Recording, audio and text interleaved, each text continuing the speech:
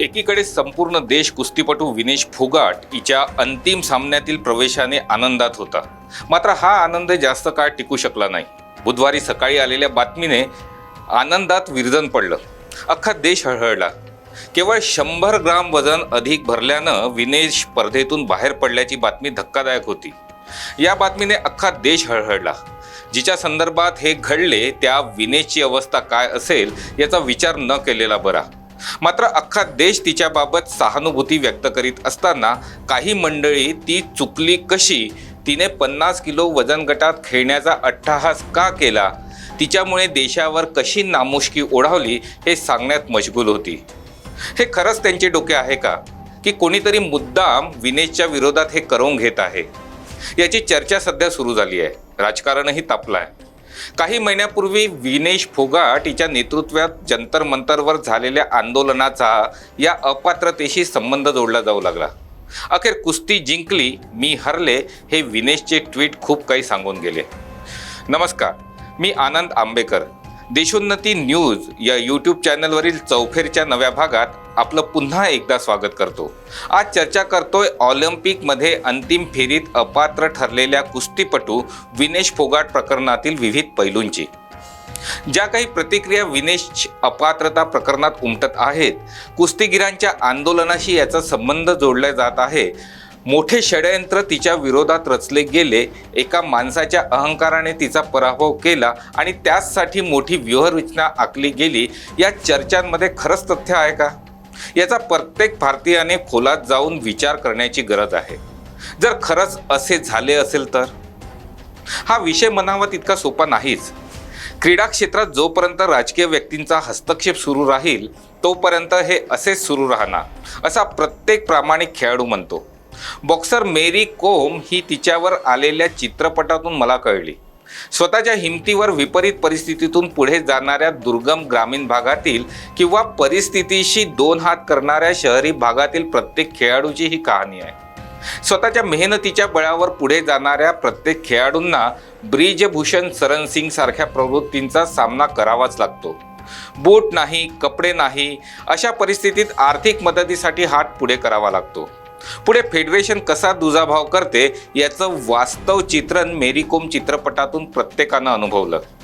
ज्यांना खेळ समजत नाही असे व्यक्ती क्रीडा मंत्री होतात, फेडरेशनचे अध्यक्ष होतात आणि त्यांच्या मर्जीने खेळाडू निवडले जातात. तेव्हा काय परिस्थिती उद्भवते हे वेगवेगळ्या उदाहरणांवरून या देशानं अनुभवलं आहे. विनेश फोगाट अपात्रता प्रकरणाच्या निमित्तानं आता अनेक गोष्टी समोर येऊ लागल्या आहेत. दिल्लीत जंतर मंतरवर जे आंदोलन झालं त्या आंदोलनातील प्रत्येकाला आपल्या पुढच्या खेळाची भीती होती. विनेश फोगाट यांनी ही भीती 12 एप्रिलला केलेल्या एका ट्विटमधून व्यक्त केली होती.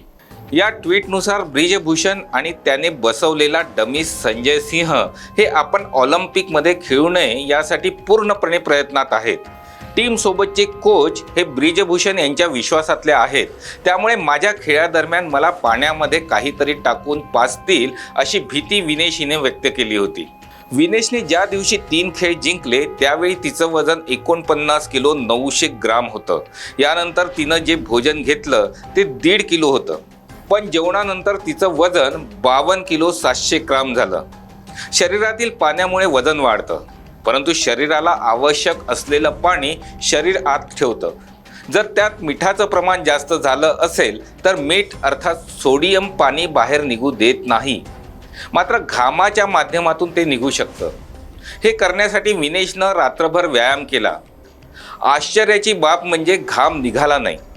मेडिकल शास्त्रानुसार अँटीकोनोनर्जिक या गोळ्यांचं सेवन केलं तर घाम निघत नाही.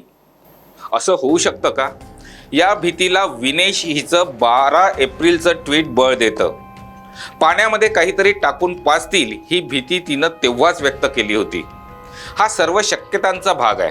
नेमकं काय झालं असेल हे कुणालाही ठाऊक नाही.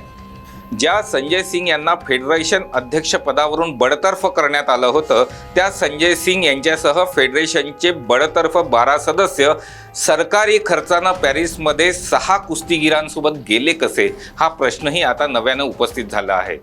विविध क्रीडा प्रकारातले खेळाडू 117 तर त्यांच्यासोबतच्या अधिकाऱ्यांची संख्या ही 140. ही संख्या अनावश्यक नाही का? विनेश ऑलिम्पिकमध्ये गेली खरी, पण तिला पदक मिळू नये यासाठी षडयंत्र रचल्या गेलं या शक्यता वर्तविणाऱ्यांनी अंबानी यांचाही संबंध या सर्व प्रकरणाशी जोडला आहे. नीता अंबानी इंटरनॅशनल ऑलिम्पिक कमिटीच्या सदस्य आहेत. भारतीय संघासोबत असलेले डॉक्टर हे अंबानी यांच्या मुंबईतील हॉस्पिटलमध्ये संचालक आहे. ही सगळी साखळी खूप काही सांगून जाते. विनेशबाबत पंतप्रधान नरेंद्र मोदी यांनी ट्विट केलं, तिला देशाचा अभिमान म्हटलं. मात्र त्यांच्याच पक्षाचे मंत्री, खासदार, नेते हे विनेश विरोधात बोलत आहेत. ज्या दिवशी तिनं अंतिम फेरीत प्रवेश केला त्या दिवशी कंगना राणावतनं केलेलं ट्विट संताप आणणारं होतं. तिच्या ट्विटची चर्चा सुरू असतानाच अपात्रतेचा निर्णय आला. केंद्रीय क्रीडा मंत्री यांनी विनेशवर किती खर्च सरकारनं केला याचा पाढा संसदेत वाचला. राज्यसभेत विरोधकांनी चर्चेची मागणी केली तेव्हा उपराष्ट्रपती धनगड यांनी सभागृहाची गरिमा ठेवा असं म्हटलं. विरोधकांकडे चर्चेला कुठला मुद्दा नाही असं वक्तव्य भाजपचे राष्ट्रीय अध्यक्ष JP नड्डा करतात, जे कोणालाही पटणारं नाही. पंतप्रधान विनेशला चॅम्पियन ऑफ चॅम्पियन हा खिताब देतात, मात्र ज्यावेळी ती न्यायाची भीक मागत होती तेव्हा तिच्याकडे जाणीवपूर्वक दुर्लक्ष करण्यात आलं. हा सारा खेळ आहे. विनेश विरोधात षडयंत्र रचलं गेलं हे कोणी ठामपणे सांगू शकत नाही. मात्र झालेली चर्चा आणि परिस्थितीजन्य घटना बघता ते नाकारू शकत नाही. या सर्व प्रकाराची चौकशी व्हायला काय अडचण आहे? निमित्त विनेशचे तिच्या अपात्रतेचे आहे, मात्र या निमित्तानं निघू द्या एकदाची सारी घाण या क्षेत्रातून. होऊ द्या दूध का दूध आणि पाणी का पाणी. आजचा विषय पटला असेल, आवडला असेल तर व्हिडिओ फॉरवर्ड करा, कमेंट बॉक्समध्ये प्रतिक्रिया द्या. या चॅनलवर जर आपण नवीन असाल तर चॅनल आजच सबस्क्राईब करा.